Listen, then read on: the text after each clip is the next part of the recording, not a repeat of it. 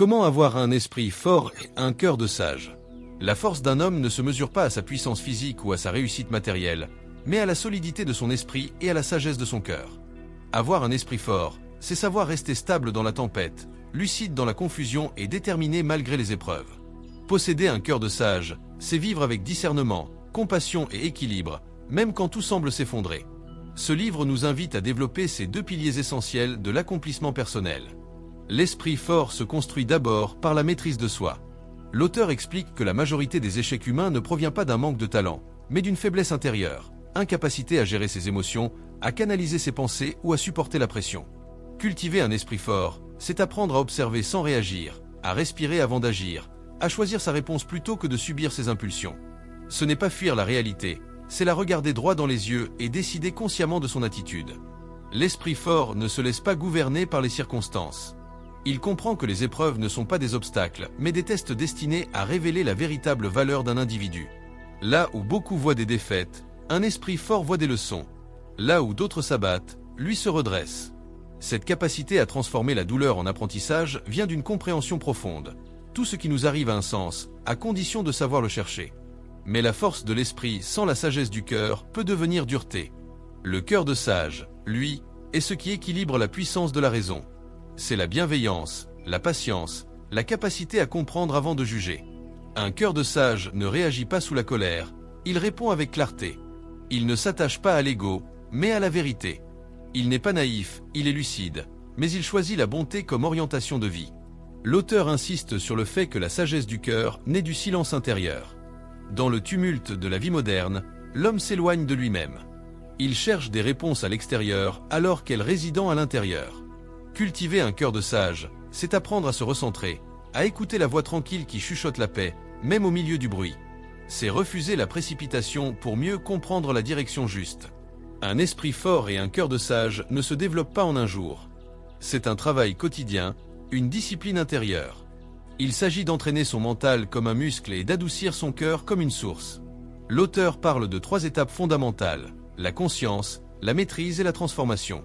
D'abord, devenir conscient de ses pensées et émotions, sans jugement. Ensuite, apprendre à les canaliser pour qu'elles ne nous dominent plus. Enfin, transformer cette énergie en force créatrice, capable d'inspirer et d'élever les autres. L'esprit fort est capable de résister à la négativité. Il ne se laisse pas emporter par les opinions, les critiques ou les modes passagères. Il se concentre sur ses valeurs, ses convictions et ses objectifs. Ce type d'esprit ne cherche pas la validation, il agit par conviction. Il sait que la vérité ne dépend pas de l'approbation du monde, mais de la cohérence intérieure. Le cœur de sage, lui, comprend que la vie n'est pas une compétition, mais un voyage de croissance. Il ne se compare pas, il s'élève. Il ne cherche pas à dominer, il cherche à comprendre. Il sait que chaque personne suit un chemin différent et que le jugement ne fait que retarder sa propre paix. Ce cœur trouve la liberté dans le pardon et la légèreté dans le détachement. L'auteur explique également que l'union entre l'esprit fort et le cœur sage crée un équilibre rare, la puissance tranquille. Cette puissance ne crie pas, ne s'impose pas, mais rayonne. Elle attire par la stabilité qu'elle dégage. Ceux qui la possèdent deviennent des repères pour les autres, car ils inspirent confiance et respect. Ils ne cherchent pas à impressionner, mais à incarner. Leur présence apaise, leur parole élève, leur regard rassure. Pour atteindre cet état, il faut s'exercer à 2 pratiques essentielles, la réflexion et la gratitude. La réflexion permet de comprendre le sens des choses, d'analyser sans s'égarer. La gratitude, quant à elle, protège l'esprit du ressentiment et du pessimisme. Être reconnaissant même dans la difficulté renforce la foi et préserve la paix intérieure. La gratitude transforme les blessures en bénédictions et les obstacles en opportunités. Avoir un esprit fort, c'est aussi apprendre à dire non. Non à la distraction, non aux influences toxiques, non aux habitudes qui affaiblissent. C'est choisir consciemment ce qui nourrit l'âme et refuser ce qui l'empoisonne. C'est la discipline de la clarté. Un esprit fort ne se laisse pas submerger, il trie, il sélectionne, il concentre son énergie sur l'essentiel. Avoir un cœur de sage, c'est apprendre à dire oui. Oui à l'amour, à la compréhension, à la paix. Oui à la différence, à la tolérance et à la croissance.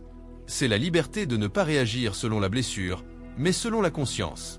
C'est cette ouverture du cœur qui transforme les relations, les conflits et la manière même de percevoir la vie. Le livre met aussi en lumière la relation entre la pensée et la santé. Un esprit fort garde le corps sain. Les émotions négatives prolongées créent des déséquilibres qui finissent par se manifester physiquement. La sérénité mentale et la paix du cœur renforcent le système immunitaire, régulent le sommeil et maintiennent une énergie stable. L'auteur invite chacun à considérer la santé non comme une absence de maladie, mais comme un état d'harmonie entre le mental, l'émotion et le physique. Sur le plan spirituel, un esprit fort et un cœur sage permettent de vivre dans la confiance plutôt que dans la peur. La foi devient un moteur de stabilité. Croire en la vie, en soi et en un sens supérieur donne une direction claire même dans les moments de doute. C'est cette foi tranquille qui permet d'affronter les incertitudes sans paniquer et de continuer à avancer avec courage. L'auteur nous rappelle que la vie ne cessera jamais de nous éprouver. Les tempêtes viendront toujours, mais c'est la qualité de notre esprit et la sagesse de notre cœur qui déterminent si nous coulerons ou si nous naviguerons. L'échec n'est jamais une fin, c'est une invitation à grandir. La douleur n'est pas une punition, mais une initiation. Chaque difficulté est une opportunité d'apprendre à mieux se connaître, à se renforcer et à s'élever. La véritable force n'est pas de ne jamais tomber, mais de toujours se relever avec un cœur apaisé. La sagesse n'est pas de tout comprendre, mais d'accepter ce qui est sans se laisser détruire. L'esprit fort et le cœur sage permettent de transformer la vie en un chemin de paix, même au milieu du chaos. L'auteur conclut sur un message puissant.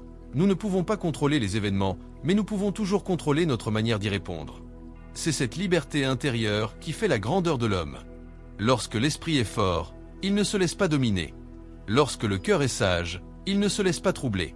Ensemble, ils créent un être humain complet, capable de traverser la vie avec dignité, courage. Si vous souhaitez apprendre à développer votre esprit, renforcer votre caractère et vivre avec la sagesse du cœur, abonnez-vous dès maintenant à la chaîne YouTube L'Art de Réussir pour bénéficier de plus de résumés inspirants et transformer votre manière de penser et de vivre. L'Art de Réussir, #, la chaîne du succès.